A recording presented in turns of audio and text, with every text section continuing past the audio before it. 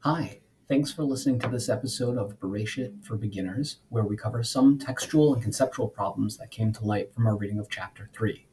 We'll discuss why the woman and man didn't eat from the Tree of Life, why they didn't die when they ate from the Tree of Knowledge, and what connection all this has with their nascent physical development. If you'd like to join live or submit questions, please message me on twitter.com/Isaacson, ISAACSON. Enjoy. There we go. And welcome, just in time. Okay, we will start. So we're gonna try to do some insights on chapter 3 before we head over into chapter 4. Kadar Kenu Bakodesh, we're gonna start with a quote from Thomas Huxley. He says as follows: "Sit down before fact as a little child. Be prepared to give up every preconceived notion. Follow humbly wherever into whatever abysses nature leads you, or you shall learn nothing."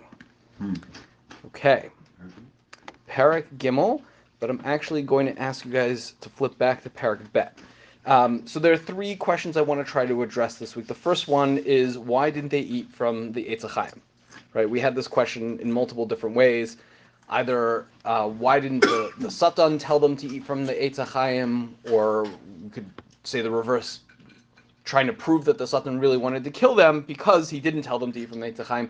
Why didn't they eat from the Eitz HaChaim, either before or after, to sort of reverse the problem, right? Even in the Psukim, God doesn't even bring up the Eitz HaChaim until later. So they eat from the Eitz HaDas, God punishes them, then he gives them clothing, and then sort of as an afterthought, he's like, oh, and by the way, we should probably do something about, getting them out of Gan Eden before they eat from the Eitz HaChaim, because that'll be bad news. So that was our question. Why didn't they just walk right next door, wherever the Eitz HaChaim is, and eat from it? In fact, we know that one place that we actually know where the tree is the Eitz HaChaim, right? We weren't 100% sure where the Eitz HaDas was, but we know for sure where the Eitz HaChaim was. So to address this question, I would like you to please turn to Bereshis Parak Bet, and I need someone to read Pasuk Tet. Any takers?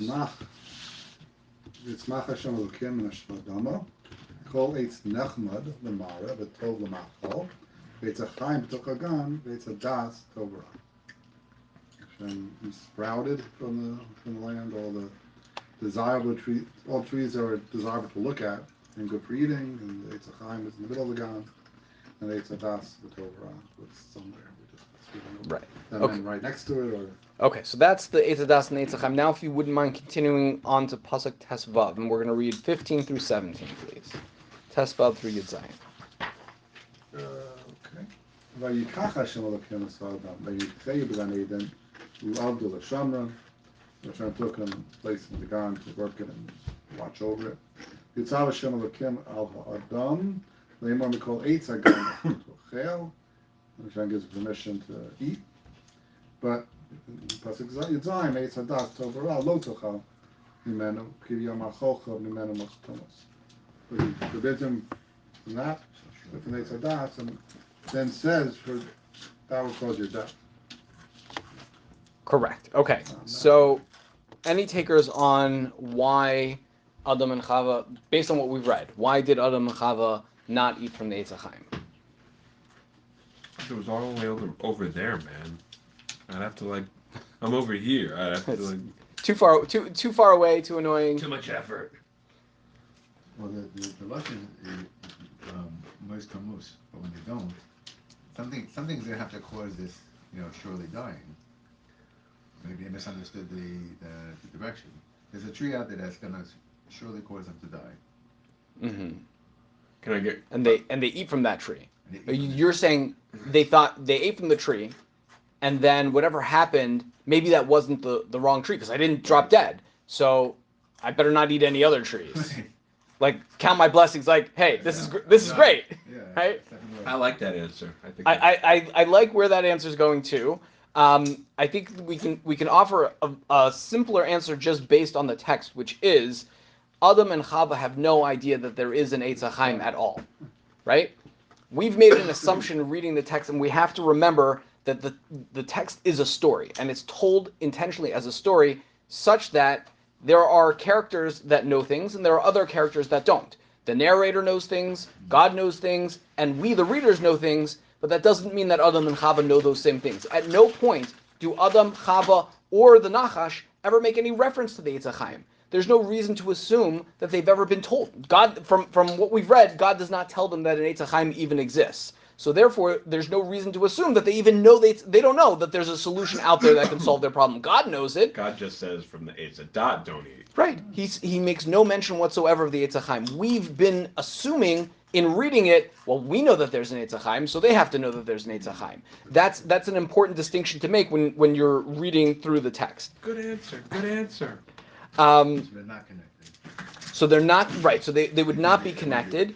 And that's why God can wait all the way until Parak Gimel Pasuk Chaf Bet, when he's like, okay, now we have to do something, They're because gonna get around to yeah, this eventually someone might, accidentally wander into the Eitz HaChaim and take a bite out of it, and then that's going to be a real problem. So we'll have to do something about that to make sure it doesn't happen. Does this make sense to everyone? Yeah, I like that answer. Okay.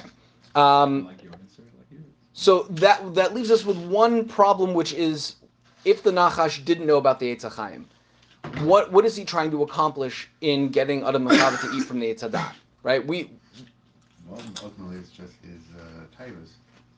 Just his taivas. I'm Say, saying, like he has ulterior motives with Chava, so all this is just sort what of. what are the so this is the measures, right? That he wants to marry Chava. But if he remember, we said before, the Nachash never lies, right? So we have to assume he doesn't think they're going to die, because he says lomos tamusun.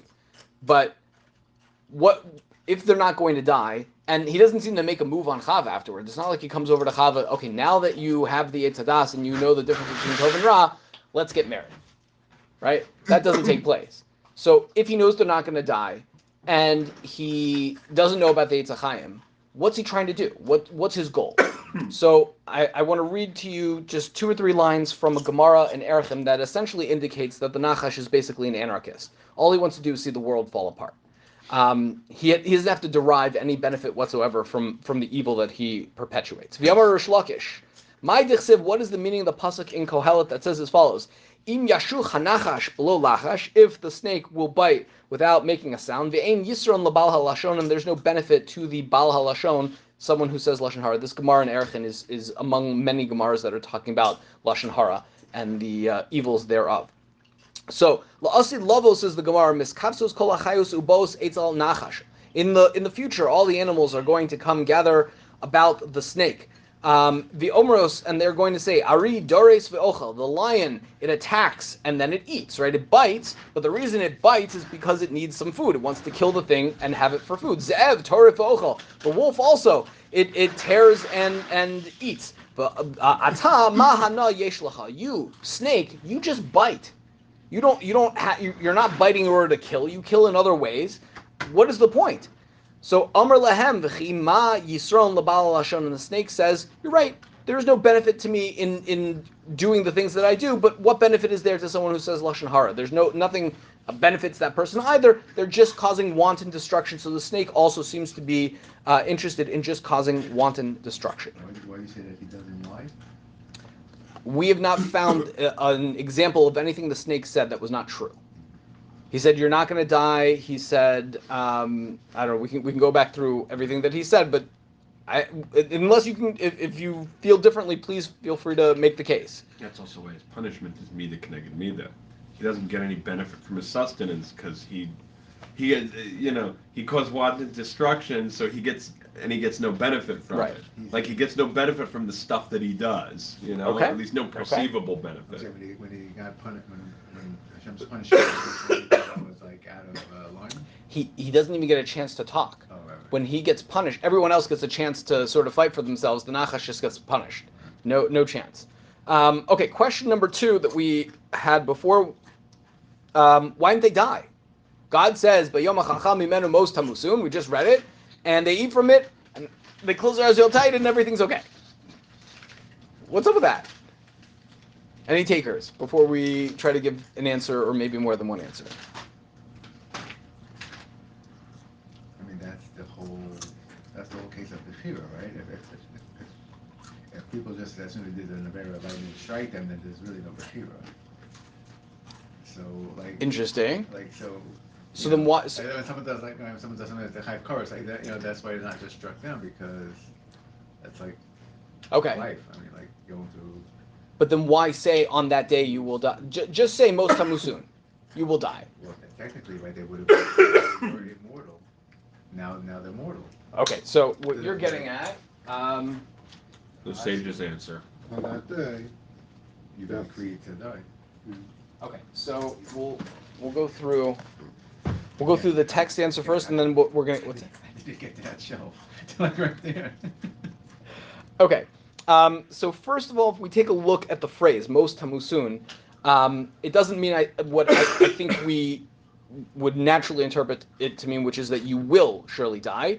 It actually means that you should surely die. The difference being whether or not you're actually going to die. And I'll give you a very concrete example so this makes a little bit more sense. But it's used 13 other times in Tanakh, and every time it means you should die, not you will die. One example that I will quote for you is from Sefer Shmuel Aleph. So there's a story with King Shaul goes to fight the Plishtim, and he's having a rough time of it, so he and his troops make an oath. And Shaul makes everybody swear that they won't taste any food until they've wiped out the Plishtim.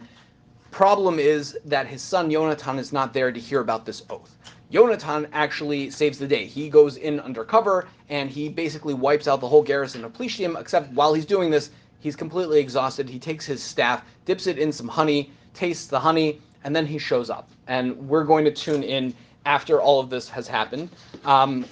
Vayomer Shaul el Yonatan, Hagida li ma asisa. So Shaul says, tell me, what did you do? Vayaged lo Yonatan vayomer, and Yonatan tells him, Tam ta'amti b'ktsei hamateh, I tasted a little taste with the end of my staff, asher biadi, ma'at dvash hineni amus. A little bit of honey, and here I am, ready to die. I understand that you had made this oath, and I totally accept my fate. Vayomer Shaul, ko yaseh Elokim v'ko yasif. So should God do and continue to do. Ki mos tamus Yonatan. Yonatan will surely die. That sounds like he will die, right? But it ends up being that he should die, but does not. Vayomer ha'am el Shaul, and the nation says to Shaul, HaYonatan yamud? Are you going to kill Yonatan? Asher asa Yeshua gadola azos. He won the battle, right? B'Yisrael. Chalila, Chai Hashem, im yipol misa'aret rosho arza. God forbid that even a hair of his should fall to the ground. Ki im Elokim asa hayom hazeh, because it's with God that he did this today. Vayivdu ha'am et Yonatan v'lo meit. And the nation redeemed Yonatan. They paid in his weight in gold to charity, and Yonatan did not in fact die. So the phrase mot tamutun doesn't mean you will die and I'm going to do it, right? God doesn't say to Adam and Chava, on the day that you eat from it, I will kill you. Yaharog yahargenu. He says, Mot tamutun, you should die. Now, if you end up dying or not is to be determined, but it's not a locked in kind of phraseology. On Shaul, that was he was just telling the army to fast, like as a repentance. The idea is like if we add to our merit by fasting, then we'll be zocha to win the battle. Yeah. He winds up being right. Yonatan gets killed in battle. Later, right, but not that day. And not by Shaul. Right. Okay. Watch what you say. Okay, so we'll leave that reading aside. I think we had mentioned in this group, I hope it wasn't the other group, if it was, please forgive me. We mentioned the idea that first we asked the question, why did they never try to go back to Gan Eden? And we answered that the rest of the Chumash is the Jewish people trying to go back to Eretz Yisrael, which is Gan Eden, right? And that the Eitz Hadas is the Torah, and that's how right? You can even see that from the Kruvim, right? The God stations a Kruv outside of Gan Eden, and we have the Kruvim in the Beis HaMikdash. Okay. There's a pasuk in Devarim that I want to read for you now. And I think it's important to remember that the Kruv, so the Gemara asks, what is a Kruv? That God has lots of angels. Why does he pick a Kruv to stick outside of the entrance to Gan Eden? So the Gemara asks, my Kruv, and it answers Karavya. They had a young face, like a child. Okay, that's what a Kruv's face looked like. So at the beginning of Sefer Dvarim, Moshe is giving the Jewish people rebuke at the end of his life, and he's telling them everything they did wrong. And among the things that he tells them is the fact that they, the generation of the Midbar, are not going to go into Eretz Yisrael. Instead, he tells them the following: V'tapchem, and your children, asher amartem lavazia, that you said we're going to go to not, ubnechem, and your young ones, asher lo yadu hayom tovera, who do not know today tovera, hema yavo shama v'lahem etnena v'hem yirashua. They're the ones that are going to go into Eretz Yisrael. They're the ones I'm going to give it to, and they will inherit it. So now you hear this pasuk in a different light, right? Moshe's not just saying to them, you're not going, but the next generation's going. He's saying, you're not going, but the kids, the ones that look like Kruvim, are the ones that are going. Why are they the ones that are going? They don't know Tov and Ra. Right? They're not affected by the sin of the Eitz Hadat, which is the Eitz Hadat Tov and Ra. That's the illusion that you can pick up now from this type of reading when you read that pasuk in Devarim. Okay, we'll do two more ideas connected to this. So we talked about what fruit was the Eitz Hadat. Fig. How do we know? Or wheat. Or wheat, but we'll go with fig. How do we know it's a fig? Because of the fig leaves. Because of the fig leaves. They cover themselves with the thing from the tree. Okay. So there are two Gemaras that I want to read to you. Excuse me. The first is from Eruvin Nun Daled, and the second is from Brachos Nun Zayin. Brother, it annoys me that in Eretz Yisrael, especially in Eretz Yisrael, probably here too, it's like faith had become so usher because of the bugs. Yeah. And I don't know, we have to find a way to... For sure, we for sure do. You know? I read it, Rabbi Hankin's book, Hashem Yikom Damo. Where is his book? He has a whole thing on strawberries and the type on strawberries. Oh. And the title of the essay is like I think it's from the Gemara. We say in Slichos, what you permitted, we forbade, right? Masha hitartem masartem. So it's that same idea. Like you said, it's permissible to have this thing, and for 1,000 years, Jewish people are eating this, and now suddenly we got two from. Okay. Anyway, so let's go back to the Gemara. So the Gemara says as follows: Amar B'chia bar Abba, Amar Rabbi Yochanan. Oh, sorry. One more thing to keep in your mind before you hear the Gemara. Adam is put in Gan Eden. We read it before to do two things: la'avda u'lashamra, to work it and to guard it. And when the kruv is stationed outside, it's there to guard it. Amar Rabbi Chia bar Abba, Amar Rabbi Yochanan. My dichsiv. What is the meaning of the following pasuk in Mishlei, which says as follows: Notzer te'ena yochal pirya. The one who guards the fig tree will eat from its fruit. Lama nimshalu divrei Torah kite'ena. Why is the Torah compared to a fig tree? Ma te'ena zo. What quality does this fig tree have? That kolzman she'adam emashmesh bo. Every time that a person goes seeking out some figs from the tree, motzabat te'enim, he's going to find some figs there, whether it's the early part, the figs that ripen early or they ripen later. Af divrei Torah kolzman she'adam hogeba. So too, divrei Torah, whenever you involve yourself in them, motzi bahem tam, you're going to find new ideas in the Torah. So that's one Gemara that compares Torah to a fig tree, and the second is as follows: Haroa te'ena b'chalom. What is the meaning if you see a fig tree in your dreams? I don't know how often this happens to you. It happens all the time to people, I'm told. The Gemara says the sign is Toraso mishtameres b'kirbo, means his Torah is guarded within him. Shenemar, as it says. Again, the same pasuk, Notzer te'ena yochal pirya. If you guard the fig tree, you will eat from its fruit. So again, you have the comparison between the figs and the Torah. Say again? It's a good simon. It's a good simon, yeah, for sure. Very good simon. Hopefully tonight everyone will dream of fig trees. Now, on the question of why they didn't die that day.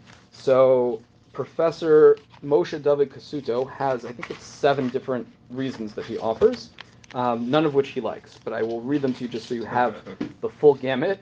Various explanations of the words "you shall die" have been proposed. A, there shall come upon you afflictions cruel as death, the beginning as it were of death. That is option number 1, is that it doesn't literally mean death, it means the beginning of death, meaning bad things will happen to you. Number 2, you shall not attain the measure of your life that was originally allotted to you, namely 1,000 years. So Adam and Chava were going to live for 1,000 years. Not living for 1,000 years is its own type of death. Number 3, you will be deserving of death which shall overtake you when I shall will it. I think that's kind of in line with what we were saying, is that not that you will die, but that you should die, and when that should will take place has yet to be determined. Number 4, you shall die is here an exaggerated statement, the purpose of which was to restrain man from sinning. He didn't mean it. He's trying to scare him. He doesn't want him to do it, but he's not going to follow through.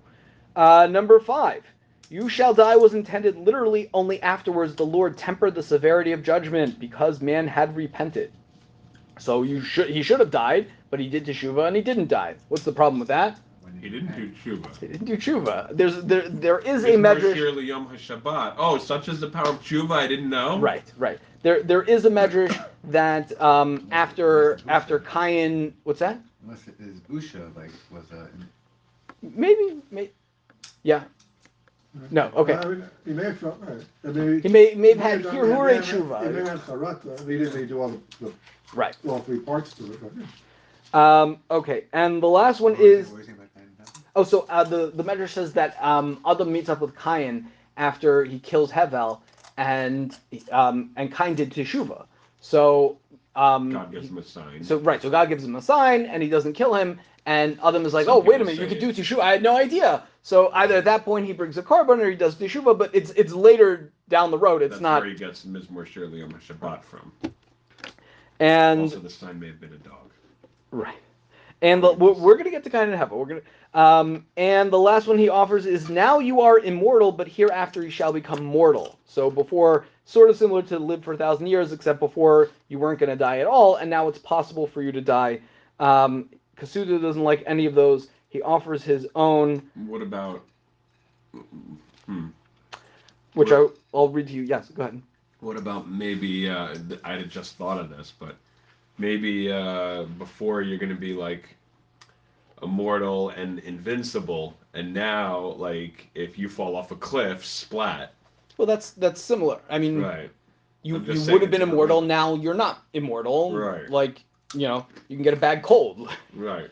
The natural meaning of the words requires us to understand them in accordance with what I've stated above, that when you eat of the tree of knowledge, it shall be decreed against you never to be able to eat of the tree of life. That is, you will be unable to achieve eternal life, and you will be compelled one day to succumb to death. The reason I don't like that is for the reasons that we explained before. There's no indication that Adam even knew the Eitz Chaim in the first place.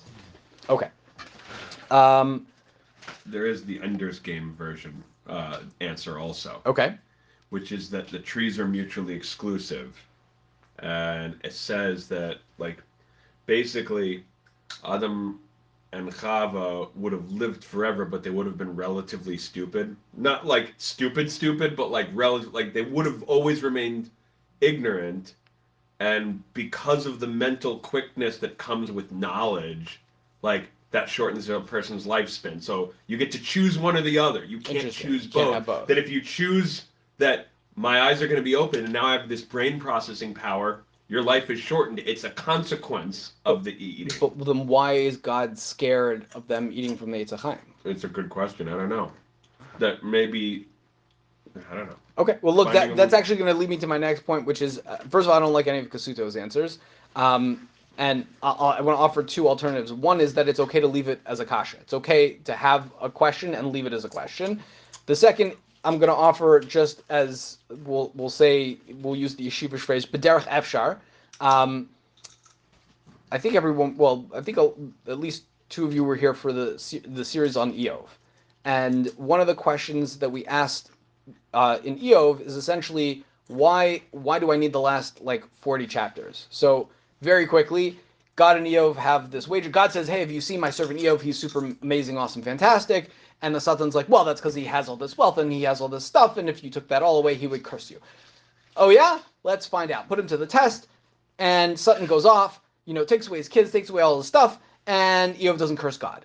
And so Satan comes back for round 2, and God's, expecting to lord it over him, and says, see, my servant Eov, he's super awesome, fantastic, and you did all this bad stuff, and he still didn't curse me. And Eov says, that's because you didn't afflict him physically. If you would hurt his body, then he would definitely curse you to your face. Let's go for round 2. So they go for round 2, and the Satan gives Eov boils from head to toe, and Eov is sitting in a dung heap or an ash pile or wherever he's sitting, covered in boils, super in pain. Everything is terrible, and he still doesn't curse God. And that should be the end of the book. Or you should get an epilogue of okay, Satan shows up, and God says, ha-ha, I win the bet, and we don't get any of that. We instead get 40 more chapters of Eov's friends berating him for being a bad dude, right? Why? what happened? There was an agreement, and Eo passed the test, so let the test be over, right? And part of the answer that we offered at the time is that the test wasn't over. That part of the continuance of the test was not just that Eo should be afflicted physically, but that he should be afflicted emotionally by the fact that all of his friends are now berating him and treating him as if he was a Russia when he knows he's not a Russia, right? So what I would propose to you is that part of what God wants to see is, what are Adam and Chava going to do if I don't kill them? Yes, I told you this is what was going to happen, and it doesn't happen. Now, what are you going to do? Are you going to do teshuvah? Do you think you tricked? Do you think you got one over on me? Like, what's the response that a person has when he knows something negative is supposed? He did something wrong. He knows there's supposed to be a consequence, and the consequence doesn't come. What is the next step that person takes? That question is part of the test that's being proposed. That would be something I will offer you to think about a little bit more. Okay. To see I'm going to if just he will open return the gobstopper. Just there you go. See if we're doing the It's not working so well. Okay, we'll see how much we can get through on number 3. The question that we had is sort of really the prompt for number 3 is why they ate from the Eitz Hadas, meaning they sinned with their mouth, but they cover their genitals. And there seems to be this whole emphasis. First, we end Parak Bet with them saying that they're naked, v'lo yispo shashu, and then the Nachash comes and he's arum, and they eat from the Eitz Hadas, and they don't get knowledge. It's not like they ate from the Eitz Hadas and suddenly they're philosophers. They ate from the Eitz Hadas and suddenly they have to cover their body and they're worried about being naked and they have to hide from God. What is the connection between those two things? Fair question? So where do we start? We'll do the Rambam very briefly and then we'll come back. The Rambam essentially reads past all of this and basically says they did become philosophers. What he says is that before you ate from the Eitz Hadas, there was only a question of correct or incorrect. If I told you the world is flat, you wouldn't say that's a bad opinion. You would say that's an incorrect opinion, right? There was no personal judgment or assessment of information. It's just, is that information correct or is that information incorrect? Once you eat from the Eitz Hadas, so now you have a personal opinion and you assess things based on that personal opinion, so that when I tell you the world is flat, you don't just say I'm wrong. You say I'm evil because I'm trying to subvert science, or I'm trying to whatever my agenda is. That whole approach comes from the fact that now things are not just correct or incorrect; they're good and bad. That's the Rambam's approach. I want to offer you a different approach, but first we have to talk about Otto Rossler. Who here has heard of Otto Rossler? The answer should be nobody. Not related to Clive Cussler. So Otto Rossler is a fairly well-respected theoretical physicist. He's, I believe, Dutch, originally German, and he filed a lawsuit. His 15 Minutes of Fame came from filing a lawsuit in 2008, along with a few other published, respected theoretical physicists. They did not want everyone to turn on the Large Hadron Collider. Is everyone familiar with the Large Hadron Collider? Isn't that what we spend all day long thinking about? The Large Hadron Collider is a series of tubes that are miles and miles long under Switzerland and Sweden and a bunch of countries in Europe, and they're there for physicists to take particles, move them at crazy fast speeds, smash them into each other, try to essentially recreate the conditions of the Big Bang, and see what falls out. And they're looking at okay, we smash all this stuff together. They look at the pieces and they try to come. Essentially, they're looking for particles like the Higgs boson, which they actually found in 2014. They called it the God particle. It's what gives mass its weight. Fine. Why did Otto Rossler and all these other physicists not want them to turn on the machine? Because they said there is a chance that if you turn on this machine and you recreate the Big Bang, you're going to create a black hole. And if you create a little mini black hole, that is the end of life as we know it, right? Everything's going to get sucked into the black hole. I've watched enough Star Trek to know, this is no good, very bad, things are not going to work out well. So they made this lawsuit and they lost. And the question is, why would they lose? If there's even a 1% chance that they are right, just don't turn it on. Like what are we gonna get from all this technology? Like, is my phone gonna be 30 seconds fast? I mean, I really want it to be a little faster, but like, come on. Right.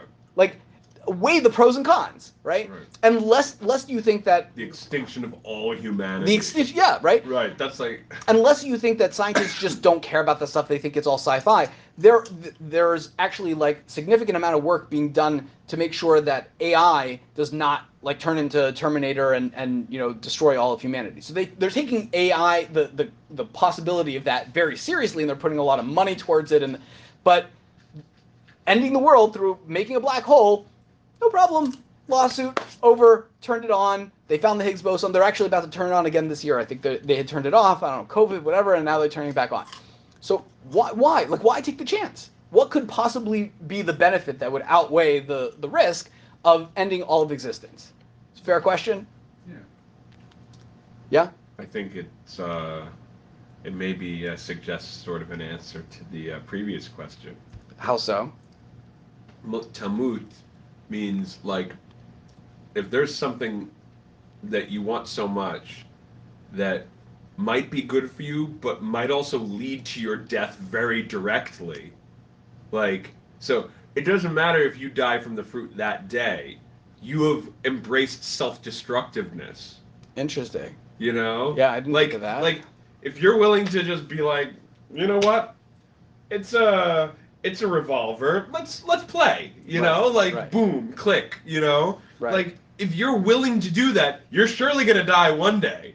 Like, you're playing with fire, dude. If you eat from this tree. That's interesting. In other words, I'm telling you, by eating from the tree, I'm not going to kill you. Right. You've embraced the fact that you don't care enough about the consequences, right. And that's going to lead to death. You're like the jackass guys, right? You're doing these stunts. Right. Eventually, it's going to catch up to you. Eventually, right. Like, one of them is gonna wind up being. So. I just thought of that. I like that a lot. The more mundane answer is that when you have the vast majority of scholarly consensus on a scientific matter, it essentially moves from opinion to fact to such a degree that just because there are some outliers does not mean that it is not fact. And unless you can provide empirical evidence to prove it to the contrary, we're going to treat it as fact to the point where we're going to turn on this machine. Why don't you ask Galileo and Copernicus about that? Like, everybody's just like, nah, man, like, the Earth is totally the center of the universe. And then they're just like, Okay, so the reason I bring all of that up is because I want to talk a little bit about evolution. In terms of what happened to Adam and Chava in Gan Eden. And I'll read to you from, let's start with Professor Grossman. He's addressing this question of why are they covering their body after they ate from the Eitz Hadas? And he says as follows, and then I want to hear what you guys think about what he says. How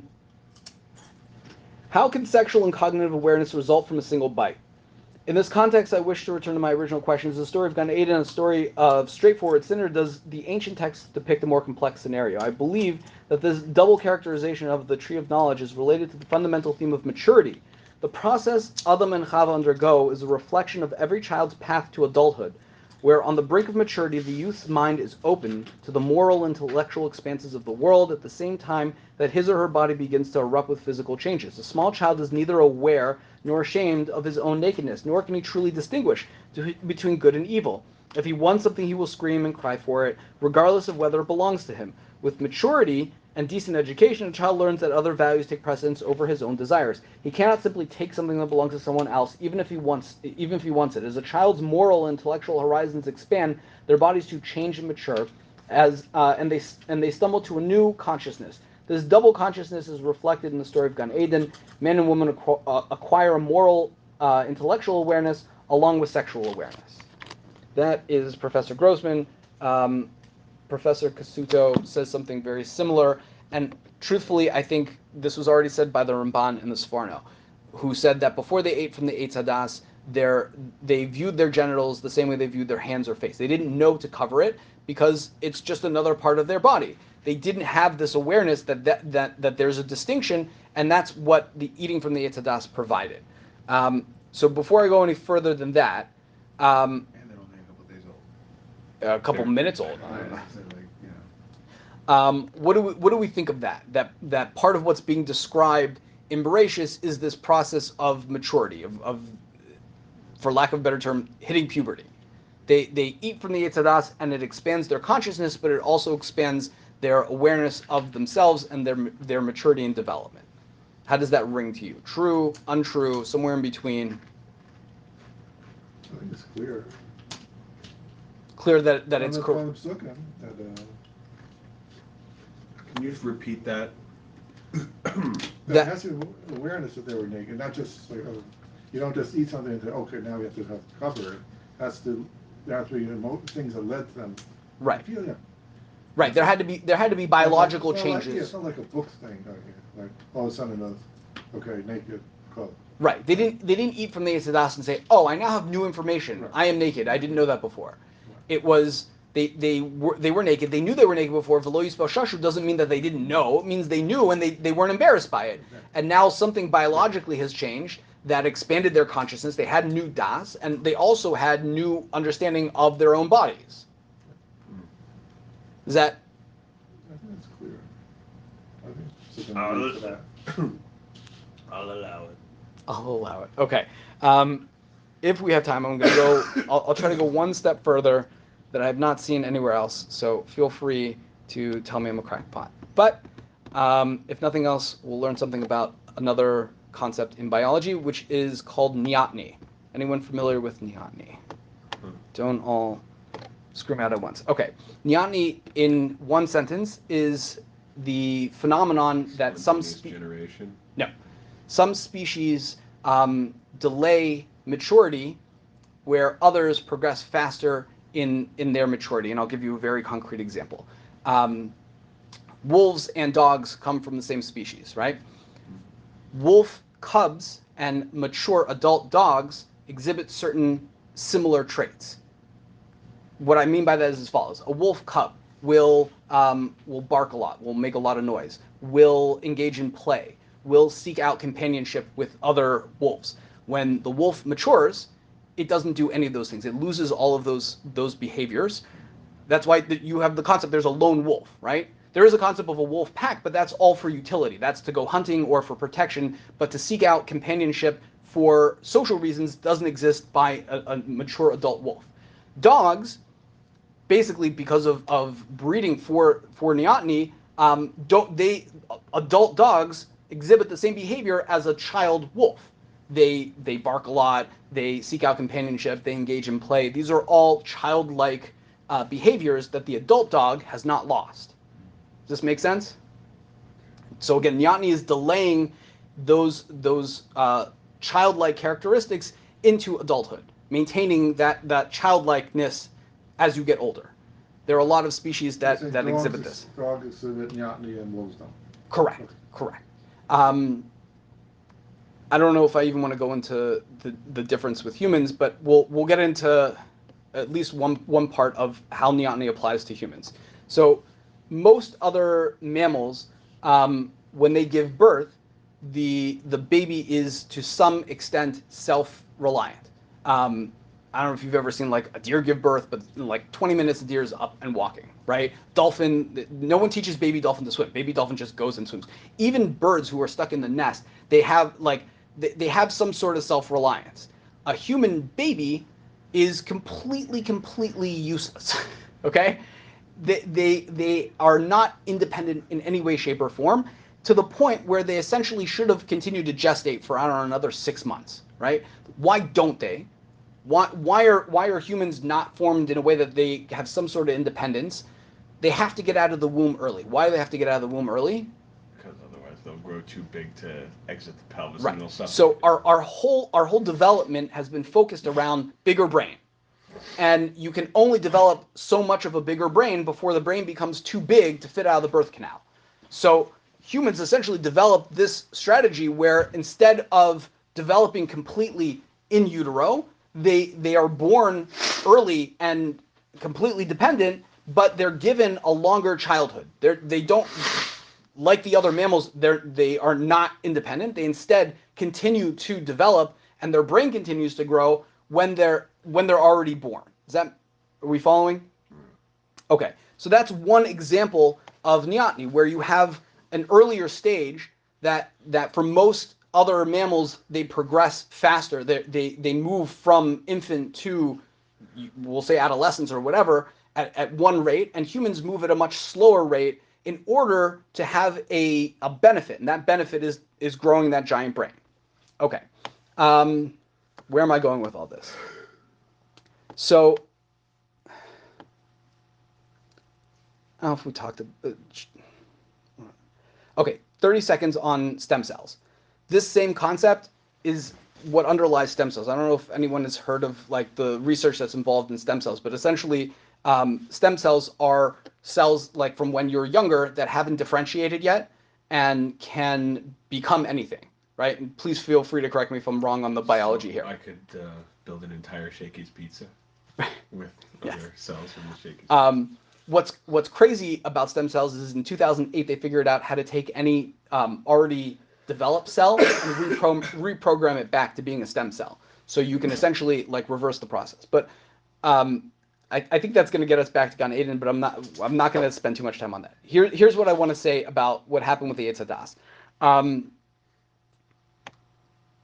Essentially, instead of making a statement, let's ask it as a question.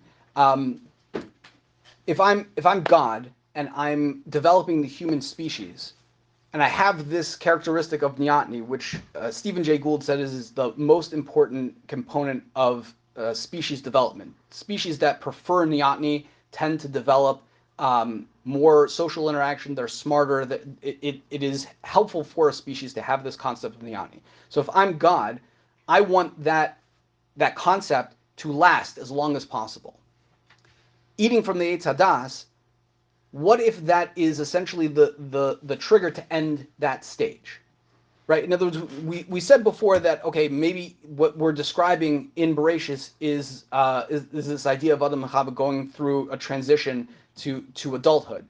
But what if it's on a more macro level? What if the description in Gan Eden of eating from the Eitz Hadas is Adam and Chava choosing to end the stage of neoteny? In other words, they're in Gan Eden. They're childlike. We talked about this before. When they sin, they hide like a child, and God says, "Where are you?" And we have this whole. If they had grown up, like if they had waited until Shabbos, they would have been allowed to eat. Right, because they would have developed as much as they possibly could. Right. Instead, what happens is they draw a line in the sand and they say, "Okay, this is the end of childhood. This is they're intentionally putting an end to neoteny." They're saying, okay, now we want to control our development. We want to mature. The second you say you as a species want to mature, now you've put an end to the brain growth. You've put an end to the potential for where you could have gone if you elongated that childhood. If that's the description of what we have in Gan Eden, then you understand why it is that they're going through puberty. It's not just a biological thing that it happened to be. It coincided. They ate from the tree and suddenly they hit puberty. I think there's a meta description that might be going on there, and I'll leave you with one last point to consider. I know I'm going a little bit over time.